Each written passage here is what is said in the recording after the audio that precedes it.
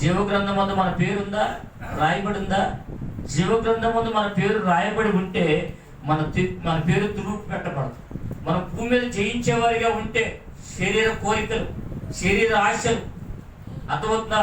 మన ప్రతి ఎవరైనా ఒక చిన్న మాట చెబితే ఆ మాటకి వ్యతిరేకత, దుర్భాషలు, చెడ్డ మాటలు, లోక సంబంధమైన కోరికలు, వీటన్నిటిని బట్టి మనం లోకాన్ని జయించగలుగుతున్నామా? వీటన్నిటిని విడిచిపెడితేనే లోకాన్ని జయిస్తాం. జయిస్తేనే మన పేరు జీవ గ్రంథం ముందు అన్నదా నిలిచి ఉంటుంది. లేదంటే మన పేరు తుడుపు పెట్టబడింది. నిజంగా నీ పేరు జీవ గ్రంథం ముందు ఉందా? ఒకసారి జ్ఞాపకం చేసుకో. నువ్వు బ్రతుకున్నటువంటి బ్రతుకు దేవునికి ఇష్టమైనదిగా ఉంటే నీ పేరు జీవ గ్రంథం ముందు లిఖించబడుతుంది.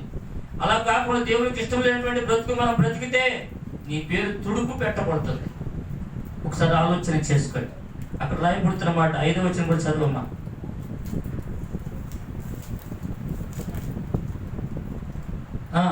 జయించువాడు అలాగున తెల్లని వస్త్రము ధరించుకొనును. చెప్పండి.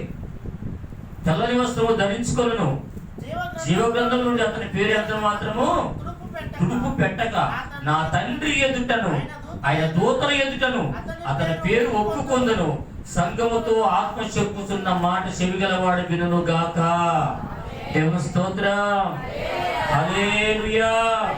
నా తండ్రి ఎదుట ఆయన దూతల ఎదుటను అతని పేరు ఏంటంట ఒప్పుకొందును. యేసుక్రీస్తు వారు ఒప్పుకుంటాడు. ఇదిగో ఈ బిడ్డ నా కొరకు భూమి మీద ఎంతో ప్రయాసపడ్డాడు, ఎంతో కష్టపడ్డాడు, నిందలు మోసాడు, అనేకమైనటువంటి హింసలు భరించాడు, నా కొరకు త్యాగం చేశాడు. సమస్తమైన తండ్రి ఎదుట ఒప్పుకుంటాడట యేసయ్య. మరి నీ త్యాగం ఎట్లా ఉందో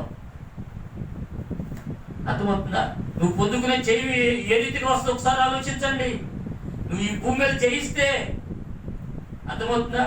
ఈ రోజున చాలా మంది ఏం చేస్తారంట, చిన్నదానికి పెద్దదానికి దేవుని సన్నిధే మానేసేస్తారు. ఈ రోజున వాక్యం రేపు ఉండదు, రేపున్న వాక్యం మరొక రోజు ఉండదు. వాక్యాన్ని పోగొట్టుకుంటున్నాం. ఒక్కొక్కసారి ఒక్కొక్క దేవుడు మాట్లాడే ప్రతి మాట మన హృదయాన్ని శుద్ధి చేస్తుంది, బలపరుస్తుంది, వ్యాధులు దూరపరుస్తుంది, జ్ఞానాన్ని ఇస్తుంది, సమస్తను బయలుపరుస్తుంది, అనేక విషయాలు ధైర్యపరుస్తుంది.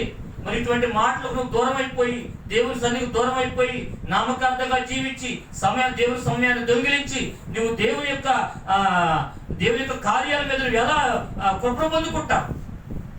నువ్వు జీవవృక్ష ఫలాలను ఎలా పొందుకుంటావు?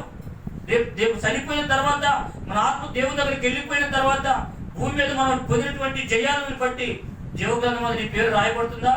తండ్రి ఎదుట నువ్వు నిలబడతావా? ఒకసారి ఆలోచన చేయి. నామకార్థపు జీవితం జీవించి భూమి మీద వాళ్ళు అలా అన్నారు, వీళ్ళు ఎలా అన్నారు అని చెప్పేసి దేవుని సన్నిధికి దూరం అయిపోయి వారి మాటలు వీళ్ళ మాటలు మనసులో పెట్టుకుని హృదయం అంతా కూడా అభ్యంతరపరుచుకుని ఎదుటి వారిని చిన్న చూపు చూసి ఇవన్నీ నీలో ఉంటే నువ్వు జయించలేవు. జయం పొందుకున్నట్టు కాదు. నువ్వు దేవుని సన్నిధికి వచ్చినా ఉంటే రాకపోయినా ఉంటే. అర్థమవుతుందా? ఎదుటి వారిని ప్రేమించాలి. ఆ ప్రేమ దేవుడే మనందరికి ఇచ్చాడు. ఆయన ప్రేమించాడు కనుకనే ఈ రోజు దేవుని మందిరంలో ఉన్నాం, లేకపోతే లోకంలో ఉండేవాళ్ళం. ఆయన ప్రేమను మనం గుర్తించాము కాబట్టి. అర్థమవుతున్న ప్రియ దేవుని బిడ్డలారా, ఒకసారి ఆలోచన చేయండి. మరొక మాట చెప్పి నేను ముగించి వేస్తాను. ప్రకటన గ్రంథము 6వ అధ్యాయము 2వ వచనం. ప్రకటన గ్రంథం 6వ అధ్యాయము 2వ వచనం.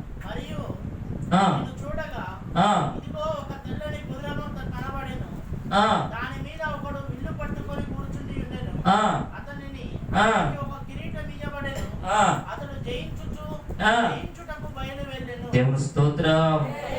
హల్లెలూయా. 6:2లో రాయబడిన మాట ఏంటంటే,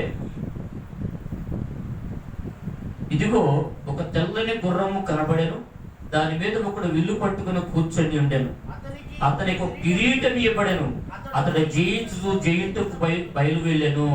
ఏం చేస్తాడంటే జయించిన వారికి కిరీటం ఉండదండి. మనం ఏమనుకుంటున్నామంటే ఏదో ఒక వాక్యం వినేసి వెళ్ళిపోతున్నాం. అర్థమవుతుందా?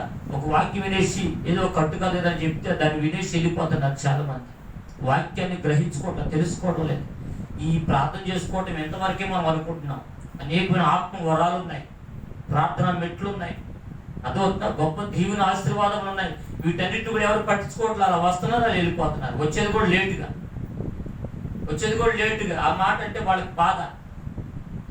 ఎవరి కోసం వస్తున్నావు? వచ్చిన సమయానికి రా, బ్యాంకులు దోపేస్తున్నాడు, పరిగెత్తుకుంటూ బావు, ప్రార్థన కూడా ఆపుకుని సెలవు పెట్టి మరి వెళ్ళవు. రోగం వస్తే హాస్పిటల్ తెరిచి తెరక ముందు వెళ్ళడంలా మరి దేవుని మందిరానికి ఎందుకు రావు? రేపు పొద్దున ఎలా చేయిస్తావు? నీవు క్రమాన్ని పోగొట్టుకుంటే నువ్వు క్రమాన్ని తగ్గిపోతావు, ఇంకా క్రమంలో ఉండవు, ఇక లోకానుసారం అయిపోతావు. దేవుని క్రమం ఇచ్చాడు, ఒక క్రమం ఇచ్చాడు, ఒక ఆజ్ఞ ఇచ్చాడు, ఒక నిబంధన ఇచ్చాడు. ఆ నిబంధన ప్రకారం క్రమంగా ఆజ్ఞను అనుసరిస్తూ ముందుకు సాగిపోతే నిజముగా మనం అప్పుడు జయిస్తాం అన్నమాట. దేవుని స్తోత్రం. కొద్ది మాటలు దేవుడు దీవించి మన హృదయంలో నాటి ఫలింప చేయను గాక. ఆమేన్. హల్లెలూయా.